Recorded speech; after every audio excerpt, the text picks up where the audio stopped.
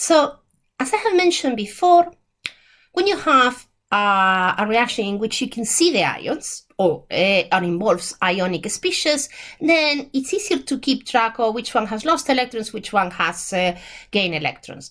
But when the reaction is written in neutral state, so if you look at this reaction here, I've got magnesium solid, 2 molecules of hydrogen chloride, hydrochloric acid because it's in aqueous form, that make the compound MgCl2, magnesium chloride, and liberate hydrogen gas, H2. And when I look at all that, I say, well, I don't know which one has lost electrons, which one has gained electrons, because the equation as it is written is not giving me that information. So to avoid that, to avoid having to be held hostage to, oh, can I see positive charges and negative charges? Can I see the ions? Are they even ions? We have come up with something called oxidation states or oxidation numbers. And oxidation states are like a bookkeeping system, a way of keeping track of the number of electrons of an atom in a reagent or in a compound, and exactly not so much how many electrons it has, but how many electrons it has control of. So the idea is that you look at a molecule and you think of it, all on those atoms, which one is controlling the additional electrons that it has because it's making a bond. And there are a few rules on how to calculate oxidation states, so you don't have to know absolutely everything about the chemistry of the compounds. So an oxidation state is a bookkeeping system. It's a bit like when you file books in a library and you have the sort of codes associated with the book. They are associated with the book. They have maybe a few letters, that is the name of the author. Maybe they have a certain number that reflects that it's a science book or a chemistry book or an engineering book or a literature or literature or history. But they are not necessarily true. They are not part of the book. The book is a separate thing. They're just a way of finding the book. Well, this is a way of finding who is controlling the electrons in a molecule. So if I have a look, and I tell you, and I will tell you how to calculate it in a moment, but if I tell you that the oxidation state of magnesium in the compound Mg, when it's on its own, is 0, that the oxidation state of hydrogen and chlorine in the compound hydrochloric acid is +1 for the hydrogen and -1 for the chlorine. And if I tell you that when the magnesium is part of the compound magnesium chloride, the oxidation state is +2, and when chlorine atoms are part of the structure of magnesium chloride, the oxidation state, you have 2 of them, but each of those have an oxidation state of -1. And if I then tell you, oh, the hydrogen in this compound, H2, has an oxidation state of 0. If you accept that this is true and that you trust me that those are the oxidation states, then it's much easier to see which one, or it is easy to see, hopefully, which compound or which atoms have oxidized and which ones have reduced. So if I look at the magnesium oxidation state goes from 0 to +2. That magnesium has lost electrons because there are now 2 protons in the nucleus of magnesium that are not compensated by electrons. So magnesium, to go from Mg, magnesium metal, to the compound magnesium chloride, has lost electrons. That's an oxidation, has undergone an oxidation reaction. And now if I look at the chlorine atom, goes from -1 to -1, so it actually has not changed. The chlorine atom is what we're going to call that an expectator atom. It's an atom that it is there, it will go through a chemical reaction and it will change partners from the reagent to the product side. But in terms of the number of electrons it controls, that hasn't changed. The overall oxidation state is -1. But if I look at the hydrogen, it goes from +1 to 0. So that means there was a proton in the nucleus of hydrogen that before wasn't compensated and now by an electron, and now it is compensated by an electron, and that is why it goes from +1, one proton not compensated in the nucleus to 0. All the protons compensated in the nucleus. So if I look at that, that means that it has gained an electron. So reduction is gain of electrons.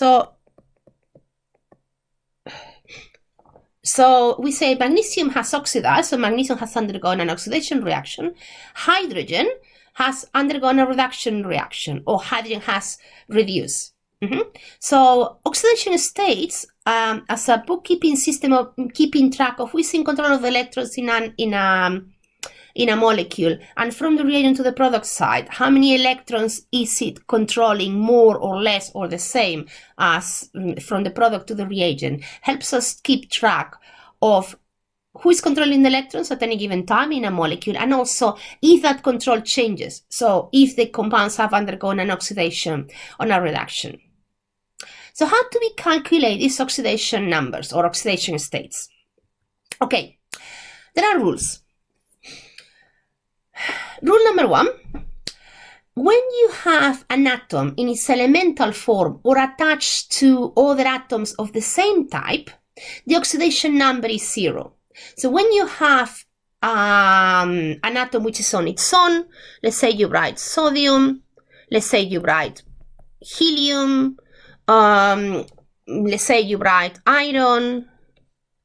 When an atom is either on its own or attached or in a molecule in which all the atoms are of that element, for example, H2, O2, S8, P4, in all in those examples I'm writing here, the atom is either on its own or it is attached to other atoms of the same element. We say that the oxidation number is 0. That doesn't mean that it doesn't have electrons, because the oxidation number doesn't tell you how many electrons an atom or a molecule has. What it tells you is that if you had that atom in the periodic table sitting, or if you have it in that compound, those nuclei are controlling the same number of electrons. So they are making bonds, that's not a problem, because either it's not making bonds or the bonds it's making is with other atoms of that same element. None of those atoms is stronger than the other atoms to control the electrons, so they all share equally. And we give that the number 0. So 0 does not mean it does not have electrons. What 0 means is that atom in that compound, because it's attached to other atoms of the same element, is not controlling more or less electrons than if it were on its own, sitting in the periodic table. So the oxidation number of atoms or atoms that are either on their own or attached to other atoms of the same type on their own in a compound is 0. When you have an ion, positive one, for example, like sodium ion or calcium 2 plus or chromium 3 plus, when you can see the charge of an ion, then the oxidation number is the charge of the ion. So when you write sodium plus, it means the oxidation number is +1. It means if you compare sodium on its own with 11 protons and 11 electrons to sodium plus, it means it still has the 11 protons, but it only has 10 electrons. So there's one of those protons that is not compensated. So again, when you have ions in solution and you can see the ions in the chemical equation, then the oxidation number is whichever charge those ions have. Typically, metals will have positive oxidation numbers, and non-metals typically have negative oxidation numbers, because it's typical for metals that when react they lose control of electrons, and it is typical for non-metals to gain control of electrons to kind of complete their outer shells and make bonds. That is not always the case. So it's worth keeping in mind, but it not always works for non-metals. For example, oxygen tends to be quite predictable. The oxidation number of oxygen is typically -2.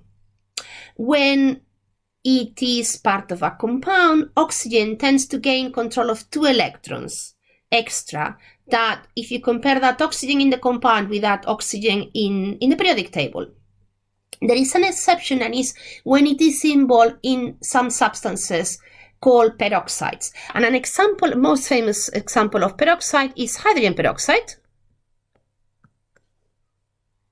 And just in case if you're interested, it has this structure. And in that case, each of these oxygens have an oxidation state of -1. But in general, except in the specific case of when you have a peroxide, and the most typical one, especially at this level of your studies, the one that you might come across in exercises, etc., is hydrogen peroxide, H2O2. It is, which is -1. In general, it's a fair assumption that it's going to be -2. The oxidation number of hydrogen in general is +1. So it is quite common that when hydrogen is making a compound, it will lose control of one electron with respect to if it was hydrogen on its own. The exception is, well, when it's bound to itself, like for example here we've got, in which case it would be 0, or when it is bound to metals, and specifically the first and the second group, so the alkyl and the alkaline earth metal ions.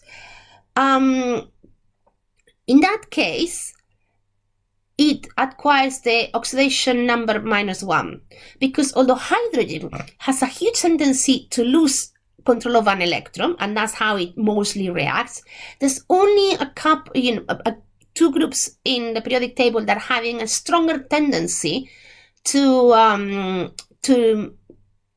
lose an electron, and those are group 1 and group 2, the alkali and alkaline earth metal ions. So the sodium, the potassium, the calcium, the cesium, those tend to have a very strong tendency to lose electrons. So it forces the hydrogen to take control of that electron. But in most normal compounds, except when it's attached to +1 or group 1 or group 2, you will find that hydrogen has an oxidation number of +1. And it means if you compare that hydrogen in that compound to how it would be hydrogen on its own, it has lost control of one of its electrons.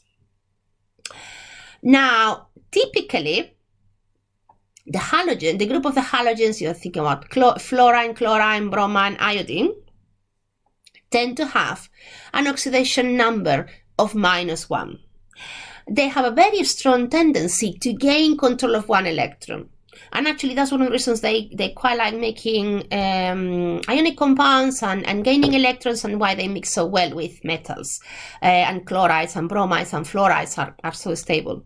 Because they have this tendency to, if you compare your halogen, let's say your chlorine, from when it's in the periodic table on its own, and when it's in a compound, it has a huge tendency to gain control of one electron of the bond. The only exception is when they are combined with oxygen, and they tend to be combined with oxygen. For example, I'm thinking of the compound perchlorate, sodium perchlorate. That's bleach. In that case, when you have the halogen attached to oxygen, then oxygen has a stronger tendency to gain control of electrons. So the oxygen will still keep its oxidation number of -2, but the fluorine, the chlorine, whichever halogen it is, will have a positive oxidation number, and it will change depending on the number of electrons. Okay, another couple of rules to help us navigate the world of oxidation numbers. The sum of the oxidation numbers in a neutral compound adapts to 0. What does it mean? For example, let's pick up a compound that I mentioned in a previous slide, magnesium chloride, MgCl2. Magnesium typically has an oxidation number of 2+, because it's a earth alkaline metal and it's in group 2, and that's what the oxidation number is, 2+ or +2. Chlorine I told you, unless it is attached to oxygen, which is not the case, there's no oxygen here to be seen anywhere, the oxidation number is -1. So when chlorine is not attached to oxygen, when chlorine is attached to any other atom except chlorine or its own, or to itself, the oxidation number is -1. So now, if now we add up what's the overall charge, I look at, okay, well, the oxidation number of magnesium is +2. And the oxidation number of each chlorine atom is -1. And I have 2 of them, and that's what I multiply by the 2. So if I add up those numbers, it equals 0. That means oxidation numbers are a useful tool for us to keep track of who is controlling the electrons and how many electrons are being controlled before or after the reaction has happened. But overall, they are an invented system, and they need to reflect what happens with the compound. So when you have a compound like MgCl2, it's a neutral compound. It does not have a charge, because if it had a charge, it would have a number here, positive or negative. So it does not have a charge, it's a neutral compound. The oxidation numbers representing the oxidation state of each of the atoms in that compound need to add up to, well, 0, because it's a neutral compound. And look at how the oxidation number of chlorine is -1. I might have 2 of them, and that means, okay, well, each of them is -1, and in overall it gives me a charge of -2. But individually, the oxidation state is -1. It's not -2, it's -1 for each chlorine, and I have 2 of them. So keep that in mind. The oxidation number is per atom. It doesn't matter how many of each you have. Individually, each of those chlorines have an oxidation number of -2. And another rule, what happens if you have a compound that is actually not a compound, it's an ion, a polyatomic ion, so it has more than one atom working together as a positive or a negative ion. And I'm going to give here the example of a hydrogen ion, the hydrogen ion, H3O+. So I look at what I know about oxidation states, and typically oxygen, except when it's attached to halogens, the oxidation state is -2. And then hopefully you will remember that hydrogen, except if it's attached to metals from groups, especially groups 1 and 2 metals, the oxidation state is +1. So each hydrogen has an oxidation number, an oxidation state of +1.